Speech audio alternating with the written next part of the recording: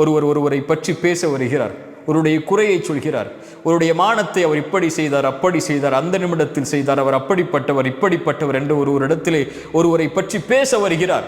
அப்போது அவர் அதை தடுத்து கொண்டால் எனக்கு இது தேவையற்ற செயல். அடியானுக்கும் அல்லாவிற்கும் உள்ள தொடர்பது. அவன் பாவம் செய்தால் அவன் மறைப்பான், அவன் மன்னிப்பான்.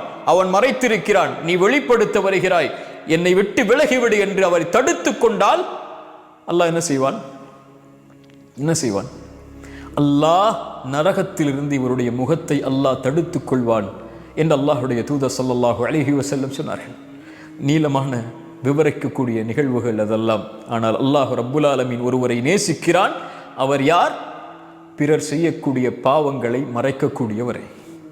அல்லாஹ் மறைத்திருக்கிறான், நானும் மறைக்கிறேன். நான் என் மானம் வெளிப்படுவதை விரும்ப மாட்டேன்.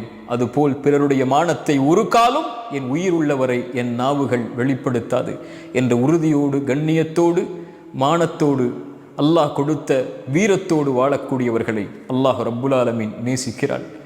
உறுதியேற்றுக் கொள்ளுங்கள், ஒரு காலம் இந்த உலகம் இருக்கும் வரையிலும், எம் உயிர் இருக்கும் வரையிலும் யாருடைய மானத்தை பற்றிய செய்திகளையும் என் நாவுகள் வெளிப்படுத்தாது. என் குறையை நான் பின்தொடர்வேன், பிறருடைய குறை எனக்கு தேவையில்லை. அல்லாஹ் அதை மறைப்பான், அவர்களை நாடினால் மன்னிப்பான்.